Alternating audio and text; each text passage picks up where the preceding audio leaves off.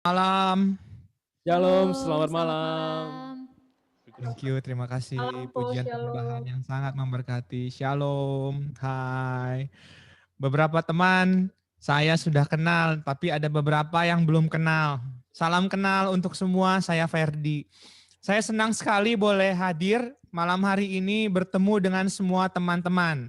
Sangat sukacita apalagi ketika melihat teman-teman dalam keadaan yang sehat. Itu sangat membahagiakan. Karena saat-saat ini tentunya yang paling ditunggu-tunggu adalah sehat. Tiap-tiap hari maunya selalu sehat dan itu yang paling penting. Teman-teman, eh, sudah boleh datang lagi ke Bali mengobati kerinduan saya akan Bali. Walaupun hanya online tetapi boleh ngelihat teman-teman dan seakan-akan berada di Bali itu sudah memberkati. Saya di Jakarta, tinggal di Jakarta Barat teman-teman. Di parokinya di Kedoya, paroki Kedoya. Di Green Garden, Santo Andreas Kedoya. Kalau boleh perkenalan lebih banyak, saya sehari-hari bekerja teman-teman. Saya pengacara, saya advokat, saya punya kantor hukum sendiri, dan kemudian saya sudah menikah. Saya punya seorang istri dan 4 orang anak. Ada 3 laki-laki dan 1 orang perempuan. Jadi rumah saya selalu rame, nggak pernah sepi, rame, terus-terus rame. Mungkin lebih rame rumah saya daripada Bali kemarin-kemarin ini mungkin ya gitu. Rumah saya rame. Kemudian saat ini di waktu-waktu terbaik, di hari-hari biasa tentunya saya bekerja, tapi di waktu-waktu terbaik saya melayani Tuhan. Saya pewarta dan pengajar dan saat ini saya adalah koordinator bidang kepemudaan di BPK PKK Keuskupan Agung Jakarta. Kalau teman-teman tahu di media sosial ada kami pakai nama YCCR Jakarta. Nah, itu kami, saya dan teman-teman. Senang sekali malam hari ini boleh datang dan melihat teman-teman masih bersemangat untuk persekutuan doa online. Minggu lalu saya reuni SMA. Kemudian salah satu orang tanya sama saya, Fer, kalau lu sih masih di PD. Saya dengan sukacita bilang, masih dong. Saya bilang begitu, happy banget. Kemudian dia tanya sama satu orang yang lain, yang dia tahu juga dulunya adalah orang PD, sekarang sudah tidak lagi. Dia tanya, kalau lu masih di PD katanya. Terus teman saya yang itu jawab, enggak dong katanya. Dengan semangat yang sama gitu, dengan kehappian yang sama. Nah kemudian dia lihat ke saya, teman yang tanya itu, dia tanya, Fer lu ngapain sih masih di PD? Dia tanya gitu. Saya bilang, kenapa kok tanyanya kayak begitu? Iya, sekarang gue mau tanya deh sama lu. Memang lu masih ingat 1 bulan yang lalu firmannya itu apa? Siapa pewartanya? Mungkin pewartanya masih ingat lah dia bilang. Tapi apa isi firmannya? Apa lu masih ingat khotbahnya apa? Teman-teman saya diam. Dan saya mulai mikir. Apa ya 1 bulan yang lalu? Dan betul saya lupa. Saya nggak ingat sama sekali. Blank, blast gitu. Kayaknya bersih banget otak saya. Itu teman-teman saya nggak ingat apa ya saya bilang. Dan kemudian dia ketawa berdua sama salah satu orang teman yang juga sudah tidak pelayanan lagi. Aduh, dalam hati saya bilang kok begini jadinya. Kemudian saya bilang Tuhan kasih dong hikmat, saya bilang. Dan saya rasakan ada hikmat Tuhan. Saya disuruh tanya. Oh, saya bilang ngerti saya. Kebetulan istrinya itu adalah teman saya juga. Tapi waktu itu di reuni Zoom itu dia tidak datang. Jadi kemudian saya tanya sama dia. Kalau kamu istri lu di mana kok nggak ikut? Istrinya lagi sibuk katanya. Oh oke. Kemudian saya nyeletuk. Istri lu kan pinter masak dulunya. Boleh nggak gue tanya? Tanya apa? Dia bilang. Kalau minggu lalu lu makannya apa? Istri lu masakin apa? Terus dia diem aja. Dia tahu ini arahnya kemana. Dia bete. Dia bilang ya udahlah terserah lu. Katanya digituin saya. Saya bilang ya mungkin lupa juga ya makan apa saya bilang. Tapi yang gue lihat lu badannya karena dia agak gemuk ya. Lumayan sehat gue bilang. Kemudian juga kelihatannya ceria. Kelihatannya kuat. Pasti karena makanan yang sudah lu lupa. Saya bilang begitu sama dia. Dan dia diem aja. Tapi teman-teman itu yang terjadi. Ketika kita mendengarkan firman Tuhan, boleh jadi, sudah nggak ingat lagi. Tapi firman Tuhan yang ditaburkan tidak pernah kembali dengan sia-sia. Kalau kita menikmati firman Tuhan, menikmati persekutuan, menikmati hadirat Tuhan, yang kita dapatkan apa? Kita kuat, kita sehat, kita bersemangat. Mungkin pun kita sudah lupa, minggu lalu lagunya apa ya? Tetapi kita dapatkan manfaatnya. Tuhan menjamah kita. Amin. Kalau yang bilang amin, setuju dengan saya, boleh lambaikan tangannya. Amin. Begitu ya teman-teman ya. Asik. Saya akan share screen teman-teman. Ini bahan yang sudah saya siapkan. Kita akan bicara tentang hedonisme. Nah, ini jarang-jarang nih bicara tentang hedonisme. Biasanya orang muda lagi secara khusus kalau ngomong soal hedonisme itu males teman-teman. Itu kupingnya agak merah. Karena apa? Begitu ngomong hedonisme, begitu dengar kata hedonisme aja. Apa yang muncul teman-teman di dalam hati? Foya-foya. Kalau kesan saya begitu. Apa itu? Foya-foya. Foya-foya. Kalau saya nggak begitu. Begitu ngomong hedonisme kebayangnya belanja teman-teman. Dan nggak tahu kenapa kayaknya asik banget belanja online gitu teman-teman ya. Nggak tahu pada setuju apa enggak gitu. Karena nggak mahal. Padahal kalau dikumpulin jadi banyak juga. Hedonisme. Saya kasih satu tagline di situ. God alone. Sebentar ya. God alone satisfies. Thomas Aquinas. Saya akan coba bawakan renungan kecil mengenai hedonisme. Bagaimana pandangan gereja tentang itu. Dan bagaimana pandangan kitab suci dan bagaimana kemudian dalam hidup saya juga pernah terserang hedonisme teman-teman. Dan coba nanti lihat ya, saya sudah sembuh atau belum gitu. Tapi saya jelas-jelas pernah terserang hedonisme. Nah, pertama-tama ini dulu lah riddle, teka-teki. Nah, cuman sedikit ngetes biar bersemangat, biar malam hari ini kita mikir sedikit di awal. Tahu nggak teman-teman apa slogannya orang hedonis? Tahu nggak? Slogannya orang hedonis apa kira-kira? Coba pikir-pikir. Geleng kiri, geleng kanan apa ya orang hedonis ya? YOLO. YOLO, oke YOLO. Oke. Rasanya yang ini lebih tepat. The pleasure is all mine. Jadi kan kalau kita bilang terima kasih, kalau kita ngomong terima kasih, terus dijawab the pleasure is all mine. Kalau orang luar negeri ya, orang dengan bahasa Inggris ya. Karena kalau bicara soal hedonis, teman-teman hedonisme, kita akan bicara soal satu kata itu. Titik beratnya ada di situ. Pleasure. Apa itu pleasure? Kenikmatan, kesenangan. Ini yang akan kita pelajari. Malam hari ini kita akan melihat hedonisme itu apa. Kita akan lihat apa. Oke. Kita akan lihat hedonisme itu apa, tapi satu kata kunci yang bisa dipegang. Kalau bicara soal hedonisme, itu bicara soal pleasure. Oke.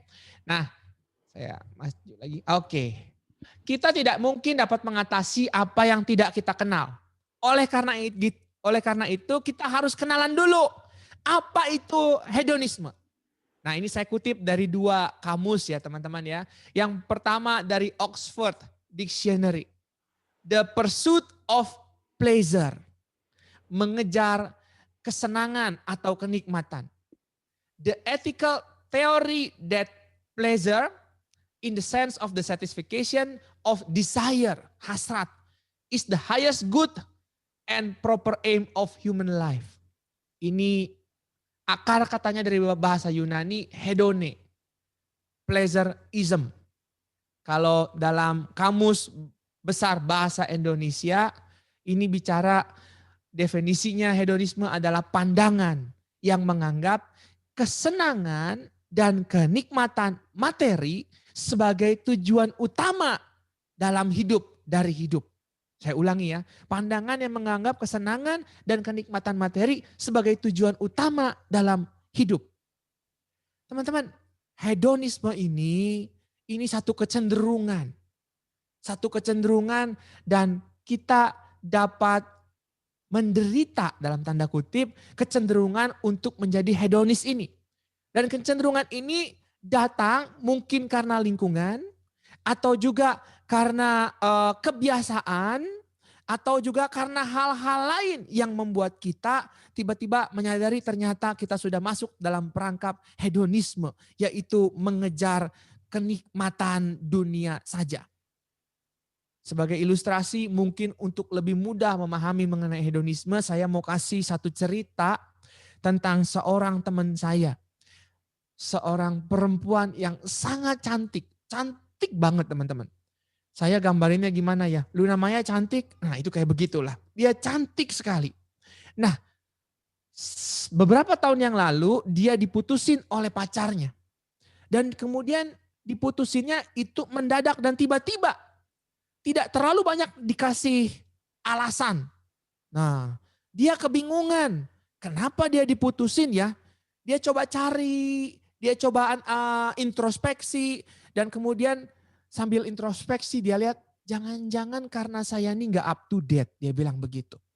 Saya ini gak suka belanja, pakaiannya juga kelihatannya ini sederhana. Aduh, saya harus merubah diri kalau begini. Nah, untuk melipur hati dan juga untuk merubah diri, dia kemudian tanpa sadar jadi hedonis. Dia belanja, teman-teman. Pertama dia lihat, oh sepatu gua ini teplek terus. Harus beli yang high heels. Dia beli sepatu high heels. Setelah beli sepatu high heels, dia bilang, bukan cuma sepatunya nih yang ketinggalan zaman. Kok celananya juga kelihatannya ini ketinggalan zaman. Kok kayak begini. Terusannya dia bilang, oh dia harus beli. Oh dia beli lagi celananya.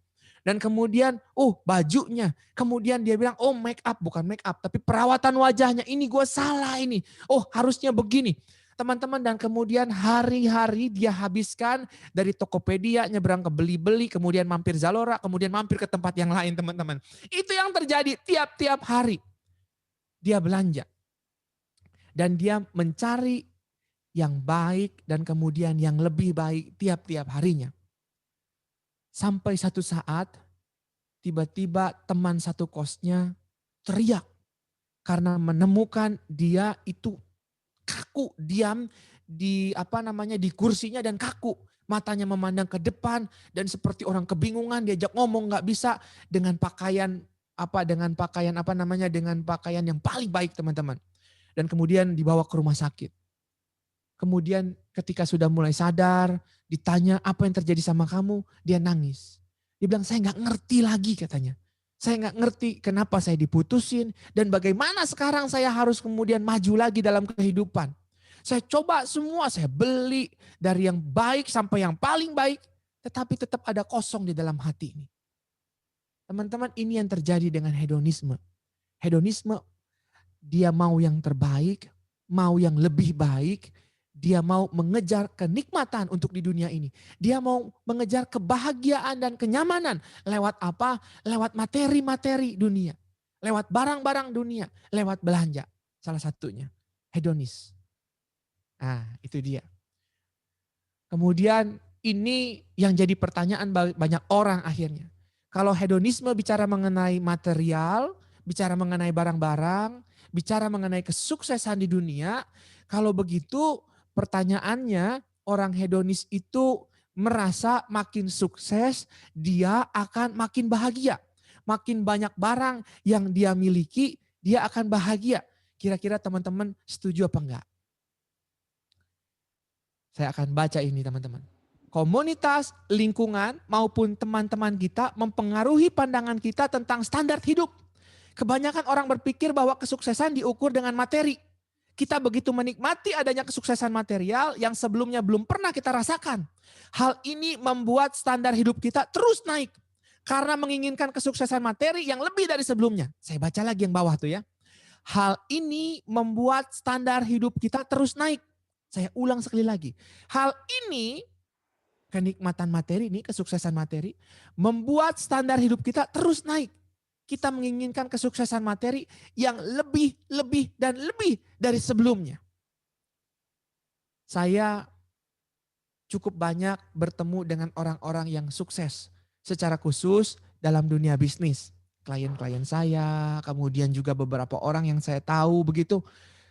Banyak orang yang sukses yang saya temui terlihat lelah teman-teman. Terlihat lelah. Kenapa? Kalau saya pikir jawabannya karena ini. Karena terus mengejar naik. Tidak pernah ada kata cukup. Nah ini yang sulit. Saya mau kasih satu ilustrasi lagi. Kali ini anak saya. Anak saya yang nomor 1 namanya Miko. Miko Saya ajak makan bakmi teman-teman. Di Jakarta, di Jalan Mangga, di Greenfield itu ada satu bakmi terkenal namanya mie ayam alok. Terkenal betul, sampai kemana-mana terkenal, orang banyak suka. Kalau hari Minggu begitu orang ke gereja atau ke kelenteng, ke wihara, pasti mampir di sana. Dan kemudian terjadi keakraban di sana, mie-nya itu enak betul. Miko saya ajak, hari Minggu setelah selesai gereja, saya ajak makan mie alok. Teman-teman tahu apa yang terjadi? Dia turun dan dia lihat banyak orang dan dia lihat, nah ini dia. Jeleknya kadang-kadang banyak banget yang buang tisu teman-teman ke lantai sehingga berserakan tisu. Dan Miko langsung naik lagi ke mobil. Dia nggak mau makan di situ. Dia bilang apa? Dirty. Waduh, saya bilang dirty. Miko maunya makan di mana? Dan kemudian dia sebut satu nama hotel. Teman-teman ketika itu hotel yang dia sebut tuh hotel mewah. Memang saya pernah diberkati oleh Tuhan, dapat satu orang klien yang punya hotel, teman-teman. Dan kebetulan mewah. Saya dikasih voucher. Kalau saya harus beli sendiri, rasa-rasa saya nggak mau dan nggak sanggup rasa-rasa. Tetapi karena dikasih voucher, saya pergi. Dan beberapa hari tinggal di sana ketika lebaran. Nah Miko menikmati itu. Dan standarnya naik. Sehingga dia nggak mau lagi makan di bakmi alok. Aduh pusing kepala saya. Maunya makan di sana, buffet di sana. Aduh mabok saya bilang. Dan kecenderungan ini kemudian terjadinya lama. Bukan cuma ke bakmi alok, ke tempat-tempat yang lain. Dia pengennya yang bersih dan ketika itu ada sesuatu yang terjadi, dia pengennya mewah. Saya sudah mengkomunikasikan sesuatu yang salah. Standarnya dia naik begitu. Apa? Saya berunding sama istri saya. Ketika itu dia mau masuk SD. Apa yang harus kami lakukan ya? Kami punya pilihan mau masukin dia ke sekolah internasional atau ke sekolah nasional. Dan saya cenderung bilang masukkan ke sekolah nasional. Bahkan kalau perlu nggak usah yang pakai AC, saya bilang begitu. Dan kalau yang perlu yang ada lapangannya luas, saya bilang. Agar dia banyak mainnya. Kotor itu baik, kata iklan. Kan begitu teman-teman ya. Tapi saya pengen agar dia bisa makan lagi di bakmi alok. Itu aja dulu gitu teman-teman. Akhirnya saya dan istri sepakat masukin ke sekolah Katolik, sekolah nasional yang baik, reputasinya baik. Tapi memang bukan sekolah yang seperti internasional begitu ya teman-teman ya. Lebih terbuka gitu. Nah kemudian Miko saya bilang mau gak sekolah begini? Dia bilang apa tahu? Dia bilang lihat dulu sekolahnya Pak, boleh? Boleh, saya antar ke sekolahnya. Dan dia ternyata bukan mau lihat sekolahnya teman-teman. Dia mau lihat toiletnya. Dia bilang, Miko mau lihat dulu toiletnya. Saya ajak dia, saya cari toilet itu, saya juga nggak tahu ya, saya juga baru di sekolah itu. Saya cari toiletnya, saya kasih lihat dan puji Tuhan teman-teman toiletnya bersih. Toiletnya bersih. Dan kemudian Miko bilang apa? Oke, Papa, oke, I want to go to this school. Oke, it's alright. Dia bilang, saya mau masuk sekolah ini. Dan saya pun happy, senang. Saya masukin. Teman-teman hari pertama Miko excited. Kemudian setelah berapa lama saya tanya sama dia, gimana Miko sekolah di sana, senang apa enggak? Senang sih Papa. Cuman ada satu hal Miko mau cerita. Apa saya bilang? Papa tahu dulu waktu kita pertama kali survei, kemudian lihat WC-nya, toiletnya. Iya saya bilang. Papa tahu enggak? Itu toilet guru, makanya bersih. Papa, toilet anak-anak muridnya Papa nggak sebersih itu Papa, jauh. Dan dia cerita dan mengerikan teman-teman. Saya mau cerita, standarnya naik. Nah, begitu standarnya naik, ada keinginan untuk terus dan terus. Apa makin bahagia? Terlihatnya ternyata tidak. Cuman ingin makin sukses. Tapi seperti orang-orang yang saya temui, belum tentu makin bahagia. Nah, kita sering kali ini yang terjadi nih. Kita ini yang sering terjadi ini. Kita semakin digoda untuk membeli barang-barang yang tidak kita perlukan. Dengan uang yang tidak kita miliki. Hanya untuk apa? Untuk mengesankan orang-orang yang tidak kita suka. Ini yang bahaya nih. Waduh. Kita digoda untuk apa? Beli sepeda. Ada yang udah beli sepeda belum? Dulu naik sepeda nggak perlu yang bisa dilipat. Malah kemudian nggak perlu yang harganya mahal-mahal. Misalnya gitu ya. Ya kalau bukan saya ngomong kalau bisa nggak apa-apa dong. Iya betul. Tapi ini konteksnya adalah kita kadang-kadang membeli karena apa? Karena lingkungan. Gitu. Harganya bahkan sekarang sepeda lebih mahal dari motor. Hanya untuk apa? Mengesankan orang-orang yang tidak kita suka. Aduh. Teman-teman ada satu orang teman saya nih pulang ke kampung. Dan dia dapat rezeki. tiap tahun dia pulang kampung, tiap Imlek. Dan memang kalau teman-teman yang Chinese, Tionghoa, kami pulang kemudian juga ketemu kumpul keluarga dan kadang-kadang memang suka ada jebakan Batman ya. Saling lihat udah sukses belum gitu setahun ini di Jakarta misalnya begitu. Teman saya ini pulang kampung. Kebetulan ketika dia pulang kampung, dia pulang dengan rejeki yang dia kasih lihat. Ketika itu dia dapat rejeki teman-teman agak besar sampai dia bisa beli mobil Alphard. Wah, dia pulang bawa Alphard. Dan dia dihargai oleh kaum sanak keluarganya. Bahkan kemudian om-omnya pun yang biasanya cuman, "Om pulang ya," ketika habis berkunjung, "Iya dadah," gitu. Ini dianterin ke depan rumah. Wah, tapi ketika tahun ini waktu dia mau pulang kampung dia kebingungan. Karena apa? Karena tahun ini dia gak bisa bawa yang lebih baru dari Alphard. Nah ini dia bingung. Ini menjadi satu standar buat dia. Karena dia bilang apa? Karena saya tahu nanti gue diejek sama saudara-saudara yang lain. Aduh, berarti dia gak suka sama sebenarnya dengan lingkungan itu.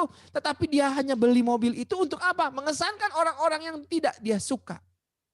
Ini sih bukan berkat, ini musibah teman-teman. Tapi ini yang terjadi dengan orang-orang yang kemudian kecenderungannya adalah hedon. Saya mau ulang sekali lagi. Kita semakin digoda untuk membeli barang-barang yang tidak kita perlukan. Dengan uang yang tidak kita miliki. Seringkali begini kita miliki, ngutang kita. Hanya untuk mengesankan orang-orang yang tidak kita suka.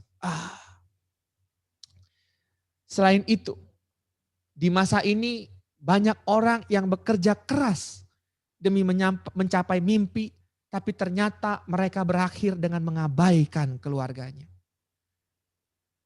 Cita-citanya adalah mengejar mimpi untuk kebahagiaan keluarga. Namun justru ketika proses mengejar mimpi bukan membahagiakan keluarga, malah kehilangan keluarga. Pria-pria kelelahan mengejar mimpi untuk keluarga, namun justru kehilangan keluarga. Banyak anak yang tumbuh besar tanpa kehadiran sosok ayah dalam hidup mereka. Sosok ibu juga. Bukan berarti mereka nggak punya ayah atau ibu, tetapi ayah ibu mereka terlalu sibuk dan tidak dapat hadir dalam hidup mereka. Saya pelayanan untuk orang-orang muda semenjak saya kuliah teman-teman. Dan saya melayani secara khusus itu direkonsiliasi keluarga. Dan yang paling menyentuh orang muda adalah ketika harus memaafkan orang tuanya. Dan yang paling banyak konseling adalah bilang tidak punya waktu dengan orang tuanya. Nah ini yang terjadi. Dari jauh, sudut pandang sekuler dan Kristiani tidak terlihat memiliki perbedaan yang dramatis. Saya ulangi, dari jauh, kalau ngeliatnya dari jauh, sudut pandang sekuler dan Kristiani tidak terlihat punya perbedaan yang dramatis. Kita seperti pemain sirkus yang berdiri di atas dua kuda. Pernah lihat teman-teman? Saya nggak temukan gambarnya sih. Tetapi saya juga pernah lihat waktu saya nonton sirkus ada satu orang perempuan yang berdiri di atas dua kuda yang berjalan. Pemain tersebut dapat bertahan selama kedua kuda berjalan berdekatan. Tetapi bila mereka menjauh, ia harus memilih salah satu kuda. Demikian pula perjalanan spiritual kita. Awalnya memang terlihat bahwa kedua sudut pandang itu, sekuler dan Kristiani, tidak jauh beda. Tapi ketika kita menguji hidup kita, maka kita akan sadar bahwa ada hal yang kontras, bahkan saling berlawanan. Ini yang terjadi teman-teman. Paradok sukses, ini mesti hati-hati. Makin kesini, ini terjadi dalam hidup orang muda nih teman-teman ya. Makin setelah selesai kuliah, setelah selesai sekolah ya, dan menempuh pekerjaan gitu, mulai bekerja, makin lama, makin kesini, materinya makin naik. Tetapi makin kesini, spiritualnya, relationship-nya, dan bahkan kehidupan moralnya makin turun. Ini paradoksnya. Secara materi makin naik, tetapi kemudian secara spiritual, secara relasi, dan secara moral justru kualitas kehidupannya makin turun. Paradok sukses. Hati-hati. Matius 6. Nah, sekarang kita baca dari ayat kitab suci. Apa yang Matius 6 ayat 19 sampai dengan 24 katakan. Janganlah kamu mengumpulkan harta di bumi, Di bumi ngengat dan karat merusaknya dan pencuri membongkar serta mencurinya. Tetapi kumpulkanlah bagimu harta di sorga. Di sorga ngengat dan karat tidak merusakkannya. Dan pencuri tidak membongkar serta mencurinya. Karena di mana, nah perhatikan. Saya bold di sini.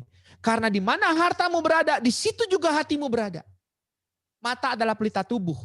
Jika matamu baik, teranglah seluruh tubuhmu. Jika matamu jahat, gelaplah seluruh tubuhmu. Jadi jika yang terang ada padamu, jadi jika terang yang ada padamu gelap, betapa gelapnya kegelapan itu. Ayat 24.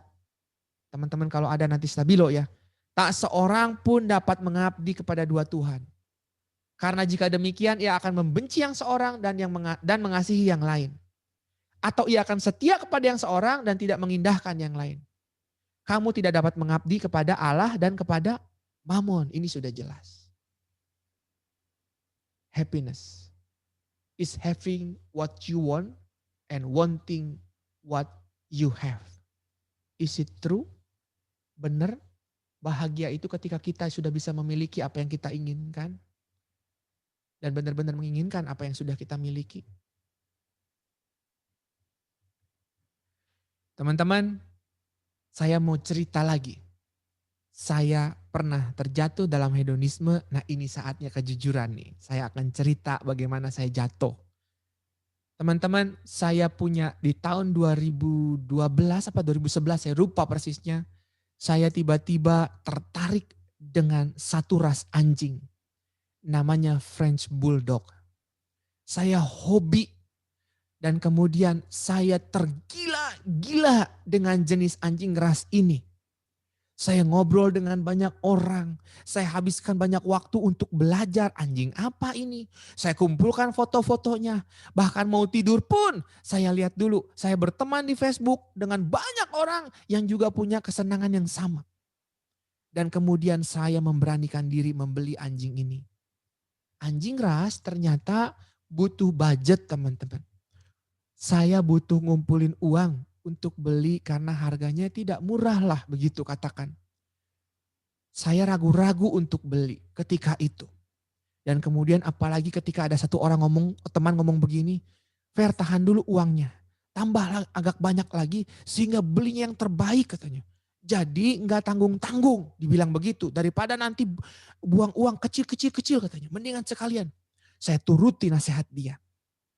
Dan waktu saya mau keluarkan, saya mau beli, teman-teman ini uniknya mau pelihara anjing itu punya uang aja belum tentu bisa dapat. Karena kalau mau beli itu breedernya pun harus cari tahu dulu. Apalagi kalau breeder dari luar negeri ya. Apakah layak atau tidak kamu beli anjing saya sampai begitunya. Waduh makin tertantang saya. Apalagi ketika saya pikir udah digituin. Saya bilang waduh udahlah gak apa-apa saya mau beli. Walaupun ini menguras banyak nih saya bilang. Tetapi banyak alasan yang mendukung teman-teman ketika itu. Saya bilang kalau saya main anjing hias, saya akan dapat networking nih. Kenal teman-teman banyak nih. Orang-orang yang baik bisa jadi calon klien saya. Kemudian dipikir, nanti kalau kemudian juga ini bisa anakan, bisa dijual lagi. Kalau bisa melahirkan. Atau kalaupun nanti pacak bisa dijadikan pejantan, itu dibayar. Duit masuk lagi. Kemudian saya juga mikir, saya mau balas dendam lah. Dulu mama saya gak boleh ketika waktu saya di rumah sama dia pelihara anjing katanya. Dan kemudian juga pembantu saya satu orang juga gak boleh pelihara anjing. Pembantu saya ini memang sudah lama ikut saya, dia bilang begini, silahkan pilih mau anjing atau mau saya. Kalau mau pelihara anjing saya gak mau ada di sini lagi. Aduh saya luka batin teman-teman sama dia. Akhirnya saya pilih dia lah gitu ya. Tapi setelah dia pulang dan saya ada uang dan kemudian orang tua saya juga gak bisa larang. Dan kemudian juga saya pikir bisa balik nanti uangnya. Saya beli. Semua alasan masuk akal. Alasan-alasan benar. Tapi ternyata tidak berguna. Alasan-alasan itu tidak membangun. Teman-teman saya mau pendekin ceritanya karena saya malu. Saya habiskan banyak uang. Kemudian anjingnya pun ada yang tidak terurus sama saya. Karena ternyata tidak mudah ngurusnya. Harus pakai AC, harus dibersihin tiap hari. Gak boleh bawahnya ini begini, gak boleh makannya begitu. Nanti ke dokter, aduh astaga. Belum kemudian waktu kemudian saya coba kawin kan ternyata tidak mudah. jadi breeder. Saya harus bangun 2 jam sekali, kasih dia susu. Susunya pun harus ditetesin agar jangan kena masuk paru-paru dan segala macam. Saya punya bayi aja gak serepot itu teman-teman. Astaga, saya bilang. Ternyata selama ini saya hanya mengobati nafsu saya. Nafsu Ferdi. Kasihan anjingnya dan kasihan keluarga saya. Karena saya pakai uang agak banyak ketika itu. Andaikan uang itu teman-teman saya kumpulkan, saya nggak perlu khawatir punya anak 4. Saya suka bicara begini, andaikan gue tahu gue bakal punya anak 4, gue nggak bakal main anjing. Teman-teman. Tapi kemudian hedonisme, apalagi kemudian pengen yang lebih bagus lagi. Ini sudah bagus anjingnya, ada yang datang lebih bagus, pengen lagi. Aduh, setelahnya ngap. Biar rutinnya, urusnya repot. Seandainya penyesalan datang kemudian. Teman-teman, ini yang terjadi. Segala sesuatu seringkali kita lihat halal. Boleh. Tetapi bukan semuanya berguna. Ini penting untuk kita-kita yang mulai ngerasa, aduh ini ada virus hedon dalam diriku nih. Ini ayat ini pegang kencang-kencang teman-teman. Segala sesuatu halal, iya. Buka Tokopedia, nggak ada yang haram di situ, tetapi bukan semuanya berguna. Ini yang harus kita ingat teman-teman. Bukan semuanya berguna. Tidak semuanya membangun. Kolose 2 ayat 8. Hati-hatilah supaya jangan ada yang menawan kamu dengan filsafatnya yang kosong dan palsu. Menurut ajaran turun-temurun dan roh-roh dunia tetapi tidak menurut Kristus. Banyak dari kita yang merupakan Katolik di dalam jiwanya tetapi sekuler di dalam prakteknya. Maksudnya apa nanti kita akan lihat. 1 Timotius 6 ayat 7 sampai dengan 11.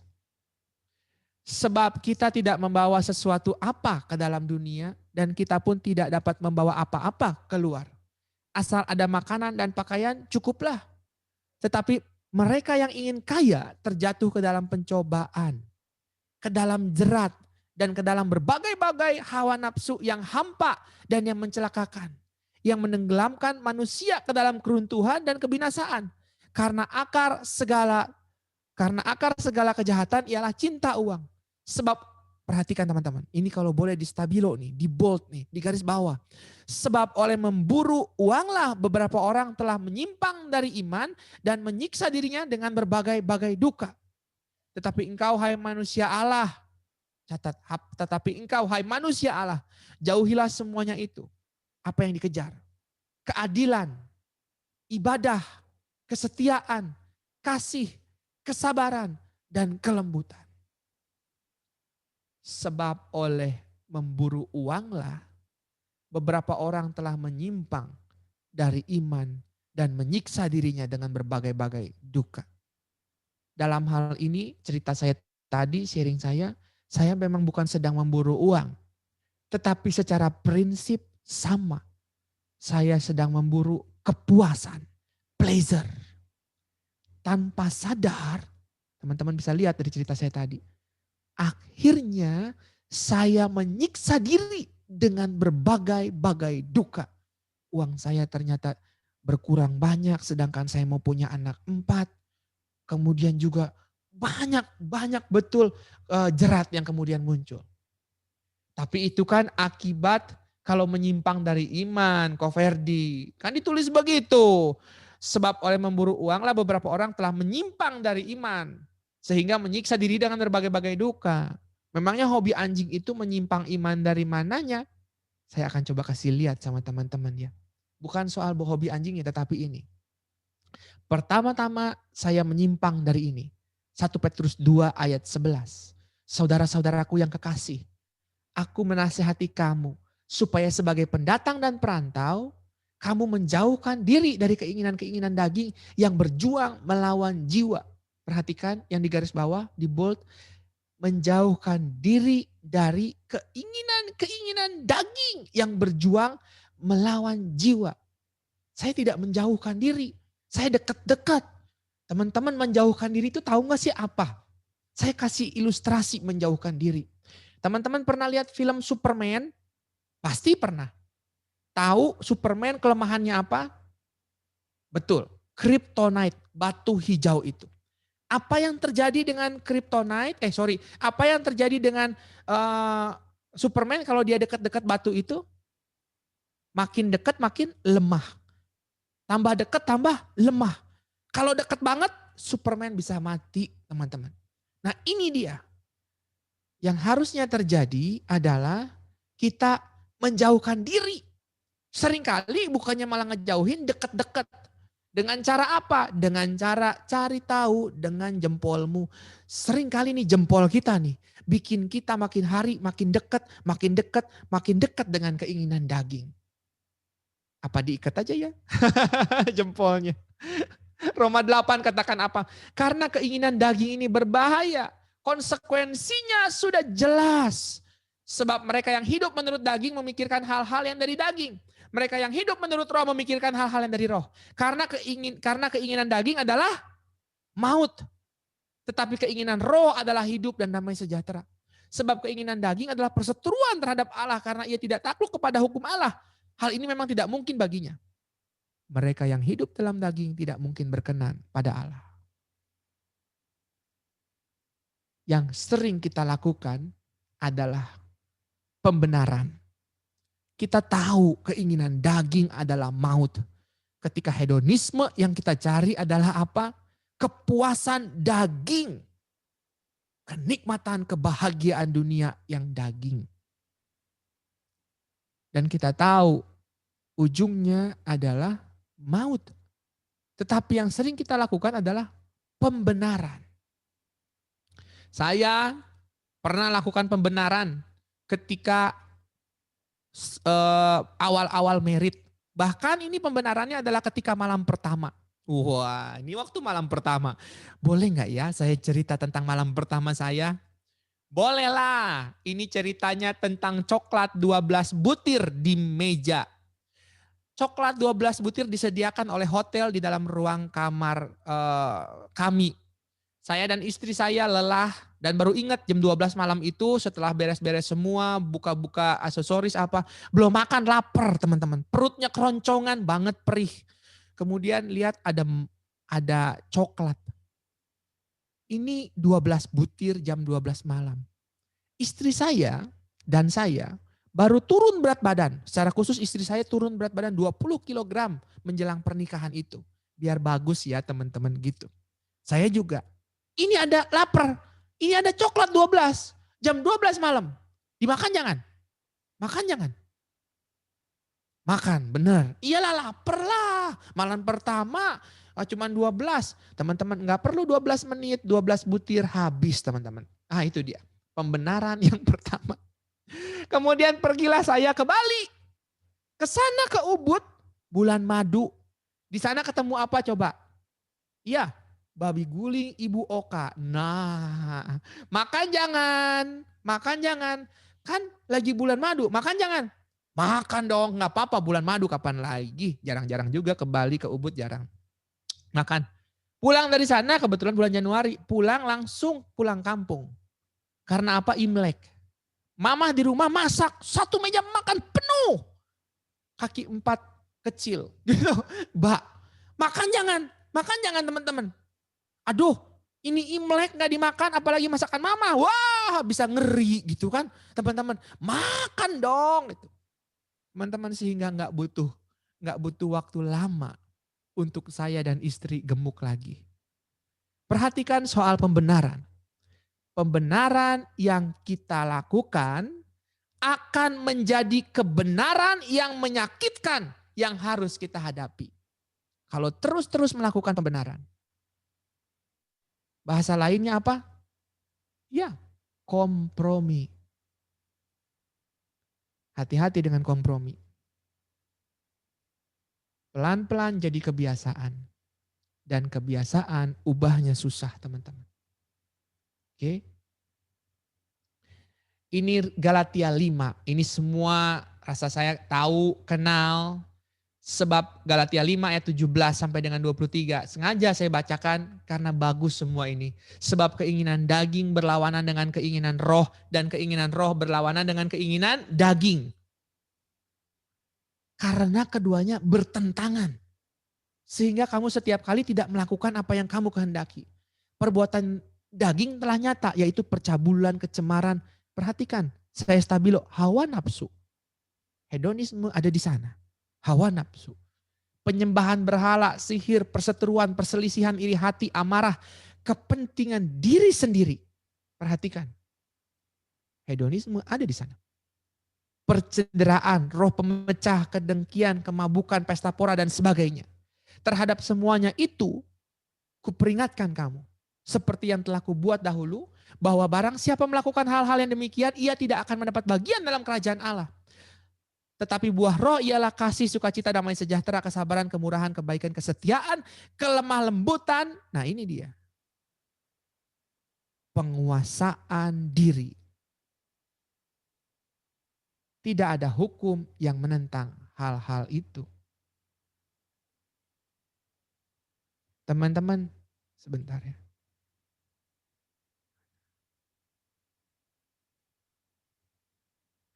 Di sini kesalahan kedua saya. Kesalahan kedua saya adalah mencari kebahagiaan di tempat yang salah.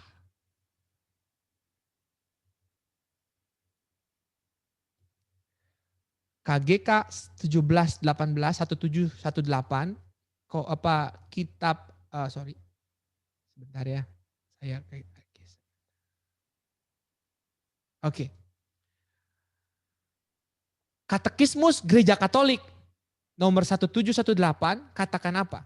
Sabda bahagia sesuai dengan kerinduan kodrati akan kebahagiaan.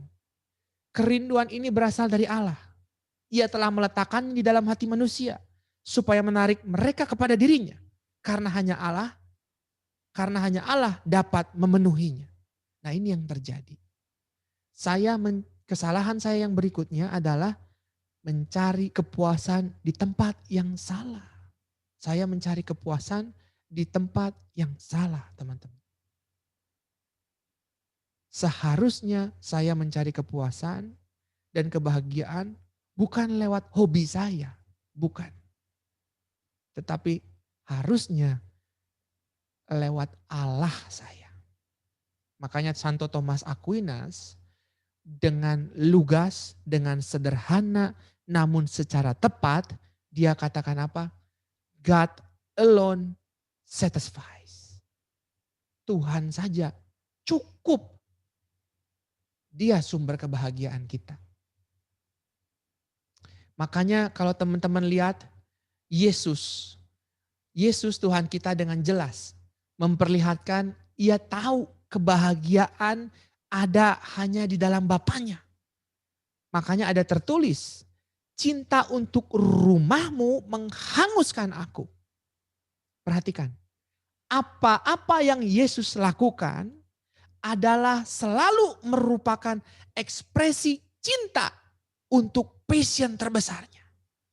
Kalimat ini teman-teman, cinta untuk rumahmu menghanguskan aku, ini diingat oleh murid-murid Yesus setelah Yesus marah dan membolak-balikan itu orang-orang yang berdagang di depan bait Allah. Cinta untuk Tuhan menghanguskan. Apa yang Yesus lakukan selalu untuk mengungkapkan ekspresi cinta, passion terbesarnya Tuhan. Nah kalau sekarang kita bicara hedonisme adalah sesuatu yang kita lakukan. Sekarang kita mau lihat, berkaca. Sokrates katakan hidup yang tidak diperiksa adalah hidup yang tidak berguna katanya. Kita mau lihat hidup kita sekarang. Apa-apa yang saat ini sedang kita lakukan. Karena apa-apa yang kita lakukan itulah yang mencerminkan passion terbesar kita. Passion terbesar kita adalah hal-hal yang mendapatkan fokus terbaik dari kita. Waktu yang terbanyak dan terbaik dari kita. Uang dan tenaga kita bahkan. Dan kemudian juga tawa dan tangis kita. Dan saat-saat ini apa yang sedang mendapatkan fokus, waktu, uang, dan tenaga terbesar kita. Bahkan yang mendapatkan tawa dan tangis kita. Kalau saya dulu teman-teman ketika terikat dengan hedonisme, passion terbesar saya, waktu ditanya sama orang apa passion terbesarnya, saya jawab dog show saya bilang.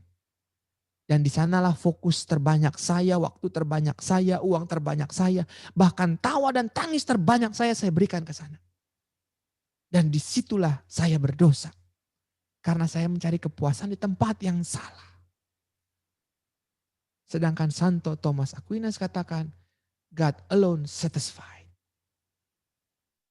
Sehingga hedonisme jelas-jelas bertentangan dengan ajaran gereja, dengan perintah Allah di kitab suci jelas-jelas bertentangan. Karena kita mencari kepuasan bukan di dalam Allah. Saat-saat ini apa yang menjadi passion terbesarmu? Apa yang mendapatkan fokus tertajammu? Waktu terbanyakmu? Uang terbanyakmu? Tenaga terbesarmu? Bahkan mungkin tawa dan tangismu. Apakah tawa dan tangismu masih berada di dalam Tuhanmu? Ku sembah Engkau Yesus. Pagi hari masih menyembah Tuhan. Baca kitab suci dan kita rasakan Tuhan menyapa. Dan tawa kita, tangis kita pecah saat itu. Ataukah tawa dan tangismu ada di, maaf ya, drama Koreamu, ada di mobilmu, ada di motormu, ada di rumahmu, di hartamu, di tasmu. Ini dia gak boleh ketinggalan. Ada di sepedamu. Apa kalau begitu yang sesungguhnya saat ini sedang engkau sembah? Teman-teman, hedonisme adalah jalan yang salah untuk mencapai kebahagiaan. God alone satisfies. Seperti katak dalam air panas. Ini seorang namanya Malcolm Muggeridge berkisah mengenai bagaimana memasak katak. Bila kita mendidihkan air dan baru memasukkan katak, maka katak tersebut akan melompat keluar.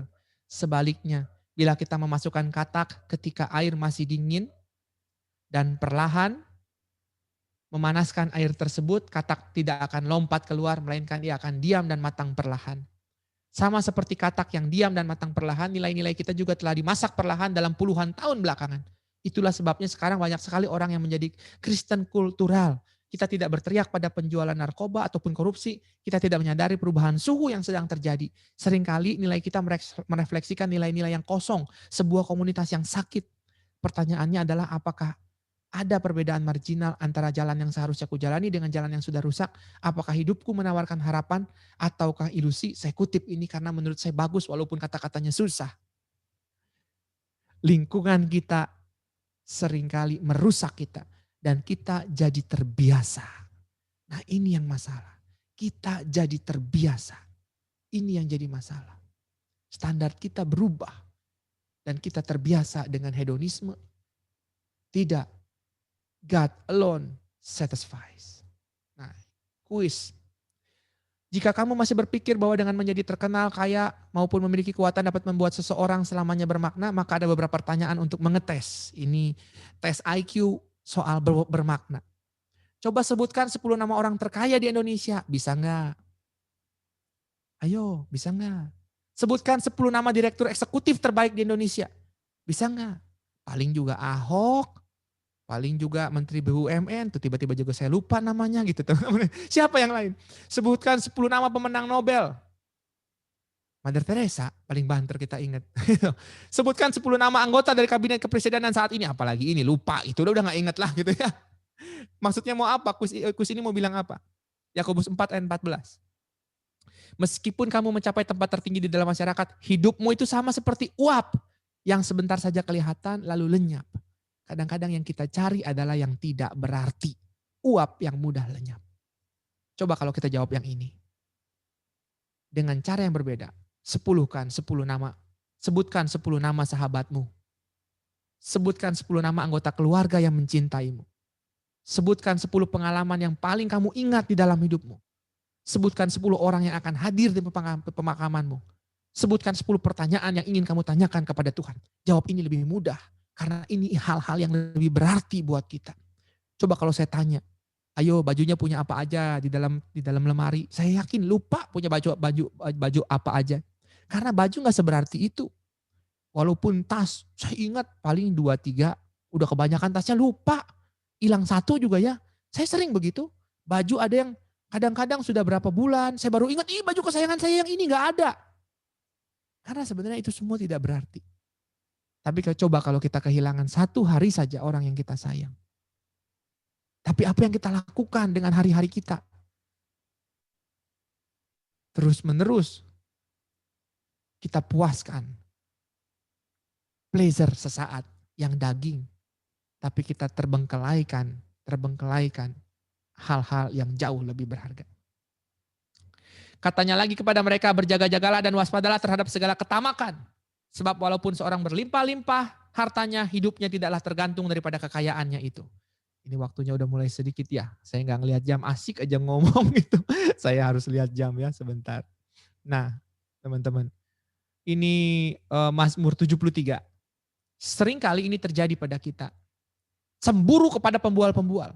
Sekarang kita tahu God satisfies. God only satisfies. Tuhan aja cukup membuat kita bahagia. Dan seharusnya Tuhan yang kita cari. Dan bukan harta benda, barang-barang yang tidak akan membawa kita kepada kebahagiaan. Tetapi ini yang terjadi khususnya untuk orang muda. Di media sosial banyak sekali teman-teman kita yang mungkin tidak sadar pamer begitu banyak hal. Dan kemudian kita goncang, kita ketakutan, kita gelisah dengan segala sesuatu itu. Dan kemudian seakan-akan itu jadi alarm. Bahwa aduh gue harus lebih hebat lagi, gue harus lebih rajin lagi, gue gak boleh begini, atau gue harus belajar lagi, atau segala macam. Kita terintimidasi. Lihat Mazmur 73 bilang apa. Tetapi aku sedikit lagi maka kakiku terpleset, nyaris aku tergelincir. Sebab aku cemburu kepada pembual-pembual kalau aku melihat kemujuran orang-orang fasik. Sesungguhnya itulah orang-orang fasik, mereka menambah harta benda dan senang selamanya. Tetapi ketika aku bermaksud untuk mengetahuinya, hal itu menjadi kesulitan di mataku. Sampai aku masuk ke dalam tempat kudus Allah dan memperhatikan kesudahan mereka. Siapa gerangan ada padaku di sorga selain engkau? Selain engkau tidak ada yang kuingini di bumi. Sekalipun dagingku dan hatiku habis lenyap, gunung batuka dan bagianku tetaplah Allah selama-lamanya. Apa yang kita inginkan dalam hidup kita itu yang penting. Kalau kita sungguh-sungguh tahu apa yang sangat berharga, apa yang penting dalam hidup kita, kita nggak mau yang lain. Dan kita akan bergerak untuk mewujudkan apa yang berharga. Saat ini kita harus lihat dengan jujur apa yang sedang kita anggap berharga. Dan kalau bukan Tuhan, kita sedang salah jalan. Karena nanti surga tempat kita. Dan di surga hanya ada Tuhan. Tidak ada lain yang kuingini di bumi selain Engkau Tuhan. Harusnya itu yang terjadi. Hedonisme dengan segala turunannya merusak. Membawa kita jauh dari kebahagiaan.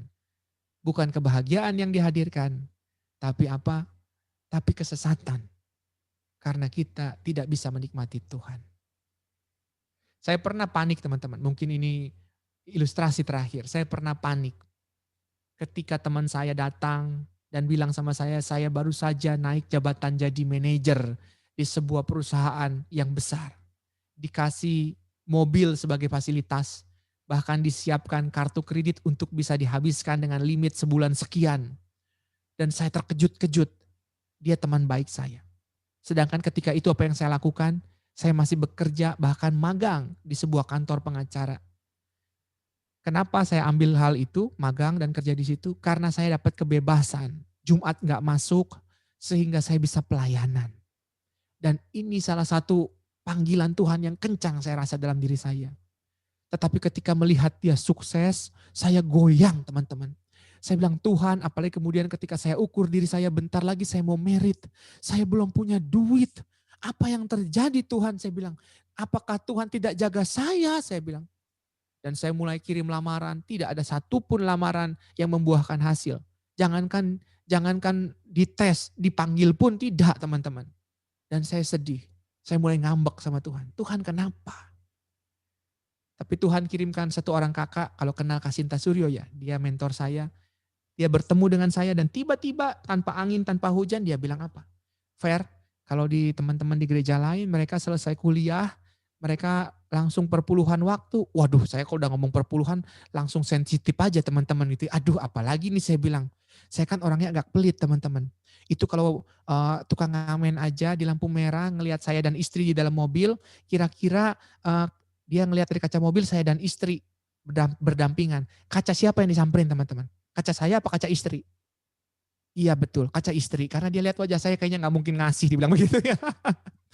Aduh ini ngomong lagi soal perpuluhan. Saya bilang gimana? Saya bilang bukan perpuluhan waktu. Dia bilang maksudnya mereka tidak kerja dulu selama setahun. Mereka kasih yang terbaik buat Tuhan.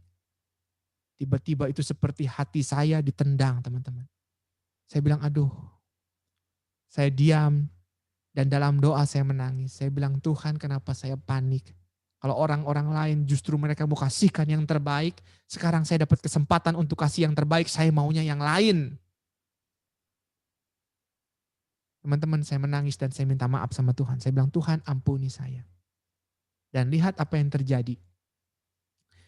Gak berapa lama ada satu orang yang tiba-tiba ngobrol sama saya dan punya masalah hukum perkara. Dia minta saya kerjakan dan saya dikasih uang teman-teman. Dan ini kesaksian saya, uangnya itu cukup untuk saya hidup setahun. Bahkan kalau diatur baik ketika itu saya cukup untuk buka kantor. Sehingga saya atur baik dan saya buka kantor pengacara sendiri di usia 26 tahun. Dan kemudian Tuhan dari saat itu sampai sekarang jaga saya. Saya gak pernah kurang. Tuhan limpahi saya dengan kemuliaan demi kemuliaan. Dan saya tetap melayani Tuhan. Dan saya puji syukur terima kasih Tuhan. Di tengah-tengah perjalanan teman saya yang tadi naik jabatan datang. Dan dia bilang apa? Fair, boleh gak saya ikut gabung di kantor kamu? Menjadi bagian dari kantor kamu. Teman-teman saya bukan senang. Tapi di situ saya tahu, oh saya tidak andalkan yang lain. Dan yang saya rindukan hanya Tuhan. Sebab kukatakan ini bukanlah karena kekurangan. Sebab aku telah belajar mencukupkan diri dalam segala keadaan. Paulus ngomong, Santo Paulus. Aku tahu apa itu kekurangan dan aku tahu apa itu kelimpahan. Dalam segala hal dan dalam segala perkara tidak ada sesuatu yang merupakan rahasia bagiku. Baik dalam hal kenyang maupun dalam hal lapar, baik dalam hal kelimpahan maupun dalam hal kekurangan. Segala perkara dapat kutanggung di dalam Dia yang memberikan kekuatan kepadaku. Santo Paulus bilang, sebab aku telah belajar mencukupkan diri dalam segala keadaan. Buat kita, Yesus saja cukup. Makanya dalam segala hal, kita pasti cukup. Karena Tuhan jaga kita.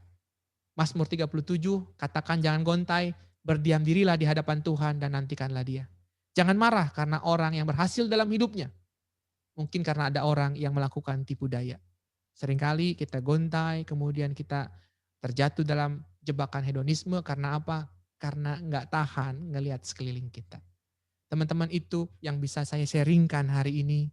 Saya berdoa kiranya firman Tuhan bicara lebih dalam ke dalam hati teman-teman dan memberikan kekuatan juga inspirasi untuk menjalani kehidupan. Sekarang kita buka kalau mau ada pertanyaan ya, silakan. Saya stop share-nya ya.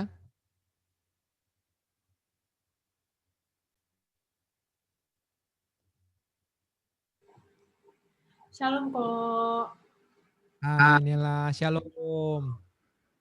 Jadi aku udah kumpulin beberapa pertanyaan dari teman-teman. Yang pertama ada yang nanya, pernah ada kutipan dari film It's Pagan Festival Turn to Capitalism. Bagaimana pandangan gereja terhadap perayaan Natal yang akhir ini condong ke hedonisme? Karena bisa dibilang sukacita Natal sudah seperti kutipan tersebut di mana condong ke arah pesta pora. Oke, langsung jawab ya? Ya. Oke. Buat gereja Katolik, Natal selalu adalah kesederhanaan yang mulia. Justru di dalam kesederhanaan ditemukan kemuliaan.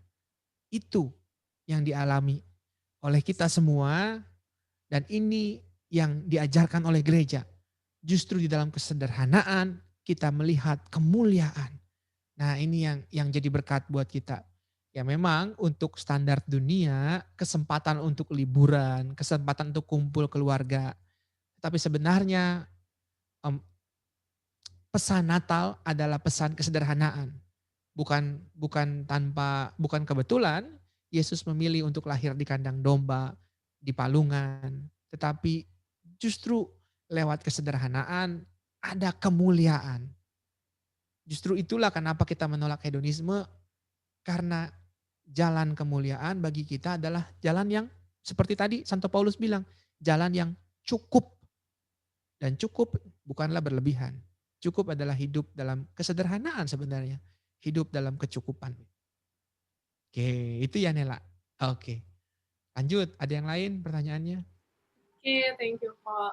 Pertanyaan kedua, gimana cara konkret untuk mengatasi kalau pembenaran dan kompromi dalam diri itu mulai menguasai? Kayak contohnya yang tadi Ko Ferdi jelasin tentang makanan itu. Oke. Ini buat saya ini pertanyaan penting. Dan jawabannya tidak kalah penting. Teman-teman, yang saya anjurkan pasti banyak, jalannya banyak ya. Tetapi kalau boleh tanya satu, kalau daripada saya jelasin semua, saya cuma bisa jelasin satu, saya mau omong yang ini. Teman-teman carilah seorang sahabat. Sahabat, teman. Saya katakannya ini teman akuntabilitas kalau bicara teorinya gitu.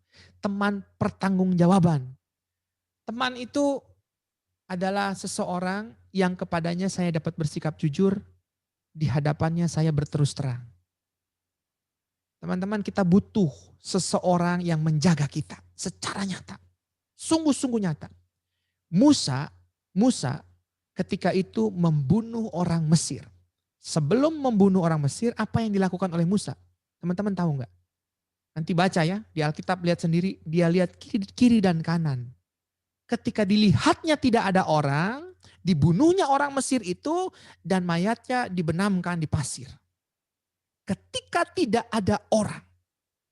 Makanya salah satu yang paling powerful tips yang bisa saya kasih adalah cari sahabat, teman akuntabilitas. Yang kepadanya engkau bisa bersikap jujur, di hadapannya engkau berterus terang, dan engkau berikan kepadanya hak untuk mendengarkan dan hak untuk bicara. Tegur kita. Bahkan kalau boleh rutin, tiap-tiap minggu atau tiap-tiap bulan ketemu, dan silahkan lemparkan pertanyaan-pertanyaan keras. Itu yang saya lakukan dengan teman akuntabilitas saya, dengan sahabat saya. Dia boleh tanya semua. Kadang-kadang dia siapin Nela 10 pertanyaan. Apakah engkau mengkhianati Tuhan? Apakah engkau dapat rezeki yang bukan dari Tuhan? Apakah engkau berpikiran? Tanya sampai dalam. Kemudian saya jawab semua. Dan kemudian biasanya pertanyaan terakhir yang paling penting.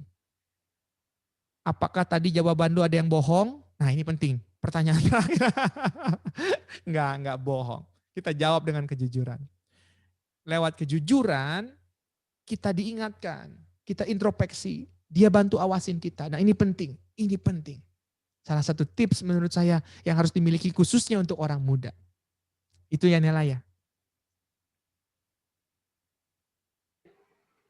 Oke, pertanyaan ketiga kok. Apakah artinya kalau kita memfokuskan hobi kita itu, artinya kita hedonisme? Kalau memang kita mampu untuk mengembangkan hobi itu, apa salah? Mungkin ini dalam konteks hobi itu dipergunakan buat melayani juga dan Jadi buat bisnis. hal yang bagus. Ya. Jangan sampai jadi berhala, itu aja. Itu saja. Tahu cukup, kapan cukup, itu jelas, harus tahu. Ketika jadi berhala, ketika kita justru menggantungkan kebahagiaan kita di hobi kita nih, nah itu yang salah. Kita tidak tahu cukup, gampang sebenarnya, gampang. Kalau kemudian itu harus ditinggal sebentar, boleh apa enggak? Kalau itu istirahat dulu lah gitu. Nah ketika kita mulai merasa gelisah apa, nah itu salah satu indikator. Jangan-jangan hobi kita telah menguasai kita, bukan kita menguasai hobi kita. Nah itu yang harus hati-hati. Mesti ngerti kata cukup. Dan gak boleh jadi berhala. Jadi bisnis boleh gak? Boleh, tentunya boleh. Tapi ya pokoknya jangan sampai jadi berhala. Itu aja. Oke, kok, thank you. Ini pertanyaan berikutnya. Halo kok, aku mau nanya. Silakan bro. Perkenalkan, nama aku Anthony. Aku mau Hai. nanya tentang ini contoh, misalkan kasus kan setiap orang kan punya kebutuhan hidup itu kan beda-beda ya kok ya, tergantung lingkungan, posisi atau gimana lah dia berada. Nah, semisal nih kayak misalkan kita ada orang yang hidup misalkan dalam 1 bulan dia memang cukup dengan 5 juta atau 10 juta gitu. Nah, apakah di saat dia bekerja sampai nominal tersebut terpenuhi, habis itu dia harus ya udah nyantai aja berhenti di situ, atau dia tetap ya berusaha mencari lebih. Nah, tapi balik lagi fungsinya apa kita mencari lebih kan gitu kok. Itu Ya. untuk hal seperti itu. Nah, kemudian kalau misalkan kayak di dalam, nah kita bisa alasan, oh ya kita nggak apa-apa kerja aja terus, kan kita harus nabung. Nah, sebenarnya tabungan itu pun juga mau dipakai untuk apa kan gitu. Untuk beli rumah baru, untuk beli mobil baru, atau untuk menikah. Nah, sebenarnya kalau misalkan kita kan juga, semua kan ada budgetnya. Kita juga sebenarnya ya kita bisa nggak usah beli rumah mewah, atau mobil satu cukup aja juga nggak apa-apa, yang penting second. Nah, itu dasar-dasar apa yang bisa kita menentukan kalau misalkan kita itu harus udah segini aja cukup, atau ayo kita cari lagi kayak gitu. Itu sih kok. Ya. Oke, thank you bro. Pertanyaannya bagus banget ya.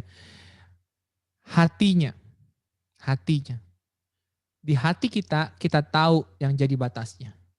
Ketika kita kemudian mencari lagi untuk tujuan yang salah, tahu kok kita.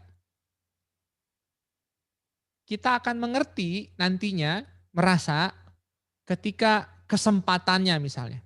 Ketika harus kemudian untuk mendapatkan lebih lagi, ternyata harus lakukan ini. Kan biasanya begitu, selalu. Sesuatu yang makin berharga, itu makin mahal harganya. Dan tidak ada sesuatu yang tidak dibayar. Kalau mau sesuatu, pasti harus ada yang bayar. Nah, sampai di mana kita akan membayar? Nah, ketika diminta yang melanggar nilai-nilai yang kita anggap berharga, mau nggak kita lakukan? Kalau kemudian bro bilang, nggak usah, ini cukup. Berarti itu bukan berhala. Tetapi ketika, ayo cobain lagi, dan terpikir terus, coba jadi, itu yang harus hati-hati. Di situ yang harus hati-hati. Ketika kemudian harus menemui kegagalan. Bisa nggak ngomong, sometimes we win, sometimes we learn. Sanggup nggak ngomong begitu? Atau kemudian terus cari bagaimana, bahkan bersungut-sungut begitu. Itu adanya di hati. Orang lain nggak bisa lihat, cuman kita yang tahu. Tuhankah yang aku kejar, atau ini yang sedang aku kejar? Kalau tiba-tiba kesempatan itu hilang, kalau tiba-tiba ada hambatan, kalau tiba-tiba tidak sesuai dengan perencanaan, di situ kita mulai tahu. Kalau ditanya boleh nggak kok kalau gitu meniti karir sampai puncak, ya boleh, nggak apa-apa. Punya uang itu nggak dibilang apa namanya itu berdosa, tidak. Cuman emang ada ditulis orang kaya susah katanya masuk ke dalam lubang jarum itu, katanya begitu, ada tulisan begitu memang. Tapi bukan berarti tidak boleh, boleh. Dan apa yang kita lakukan dengan kekayaan itu? Dan apakah ketika itu diminta oleh Tuhan? Silakan. Kadang-kadang kita suka lupa. Kita lebih senang sama hadiahnya dibandingin sama pemberi hadiahnya. Saya dikasih, saya lupa tadi, harusnya saya cerita ini tadi ya. Saya dikasih sepeda sama mama papa saya. Saya happy banget, saya sayang banget sama sepeda itu, dan saya pengen banget sombong dengan sepeda itu ke teman-teman saya. Padahal waktu itu belum nyampe saya naik sepeda itu.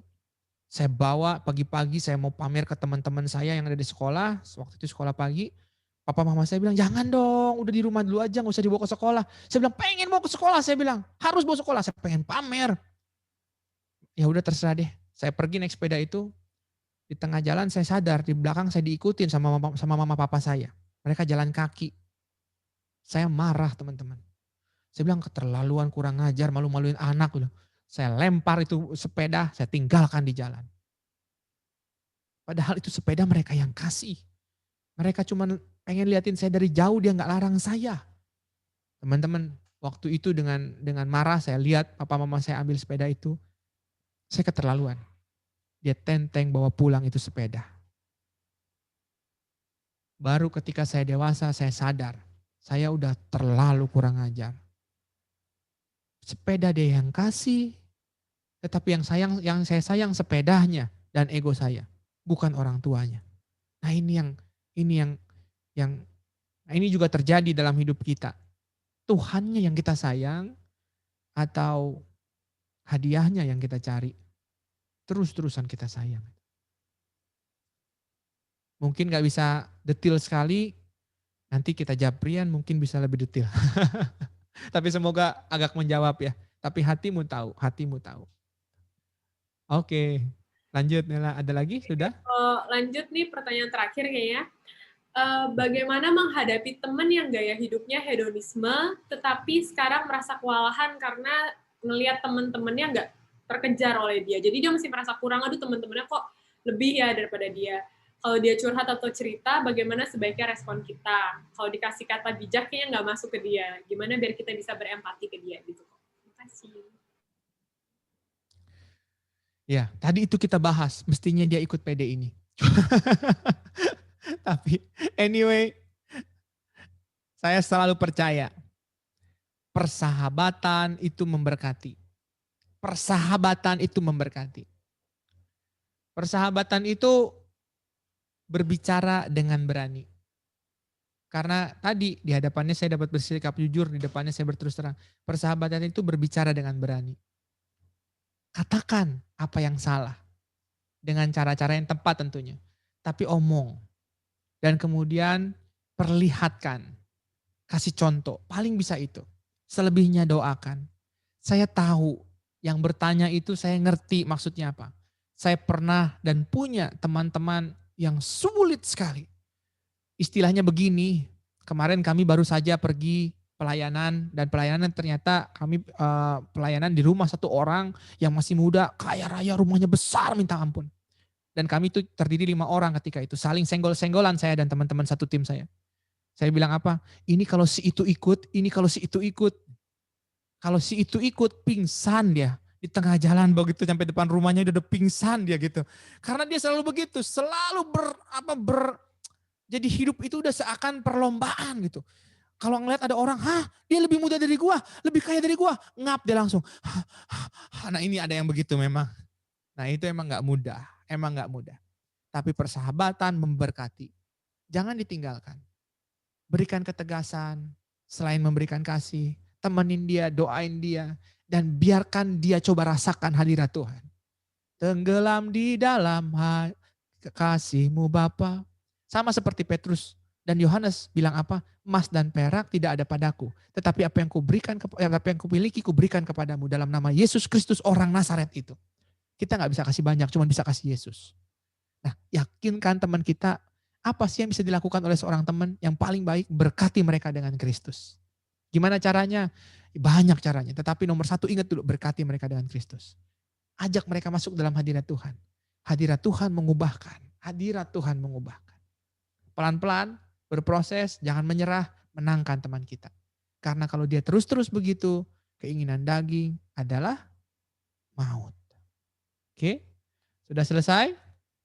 Kalau boleh, saya akan ajak teman-teman untuk bernyanyi. Saya tahu tantangan ini beda, jaringannya dan segala macam, tapi kita nyanyi ya, kita menyembah Tuhan, masuk ke dalam hadirat Tuhan, dan kemudian kita berdoa. Saya ajak teman-teman nyanyi lagu ini, tetap tersenyum dengan segala tantangan yang sedang ada, dengan segala apa yang sedang terjadi dalam hidup kita mau tetap tersenyum, karena kalau tantangan boleh datang, kalau pencobaan boleh terjadi dalam hidup kita, berarti itu atas seizin Tuhan, berarti itu ada dalam rencana Tuhan, berarti ada mujizat yang Tuhan sudah siapkan bagi kita. Amin. Dalam nama Bapa dan Putra dan Roh Kudus. Amin.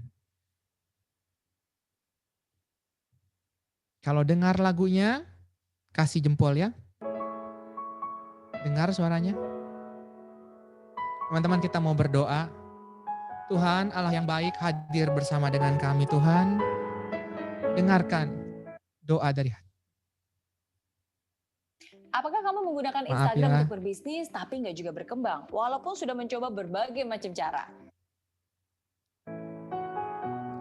Tuhan, dengarkan doa dari hati kami. tetap tersenyum dikala ku lemah, sebab Tuhan besertaku. Dia angkat hidupku dari lumpur dosa, pulihkan dan sembuhkanku.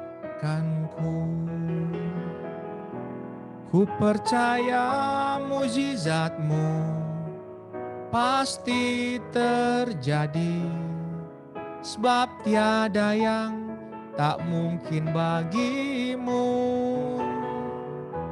Ku percaya mukjizat-Mu pasti terjadi. Engkau Tuhan tepati janji-Mu. Mari berdoa, angkat lagu ini, jadikan penyembahan. Mari bicara sama Tuhan. Tetap tersenyum dikala ku lemah. Katakan, sebab Tuhan Engkau besertaku. Bilang, Dia angkat hidupku dari lumpur dosa.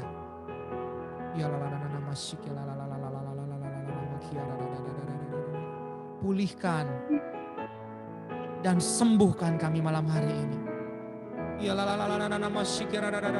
Ku percaya mukjizat-Mu. Angkat tanganmu ke surga teman-teman. Pasti terjadi. Bilang, sebab tiada yang tak mungkin bagimu. Ku percaya. Yesus Tuhan, malam hari ini Tuhan, ulurkan tangan-Mu yang penuh kasih. Jangkau dan masuk ke dalam hati semua teman-temanku Tuhan. Tinggalkan damai Tuhan Yesus. Tinggalkan tenang Tuhan. Tinggalkan hangat kasih-Mu saat ini. Tuhan, biar kami boleh yakin bahwa Engkau saja cukup untuk kehidupan kami. Bahwa Engkau tidak biarkan kami Tuhan sendirian. Bahwa Engkau selalu temani kami dan kami adalah pemenang-pemenang di dalam Engkau.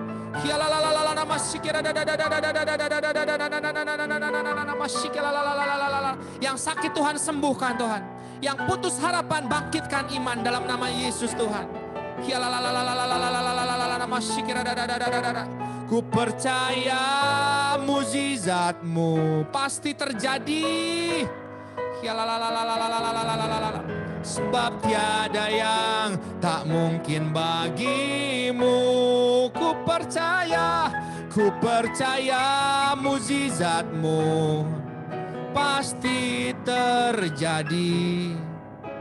Engkau Tuhan tepati janji-Mu. Engkau Tuhan tepati janji-Mu. Mari semua dengan iman bilang, Engkau Tuhan.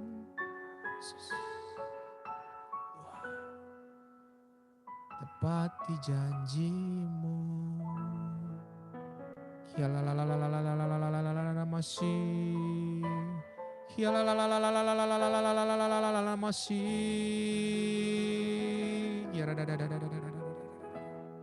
Saya ajak semuanya untuk buka mikrofonnya dan menyembah Tuhan.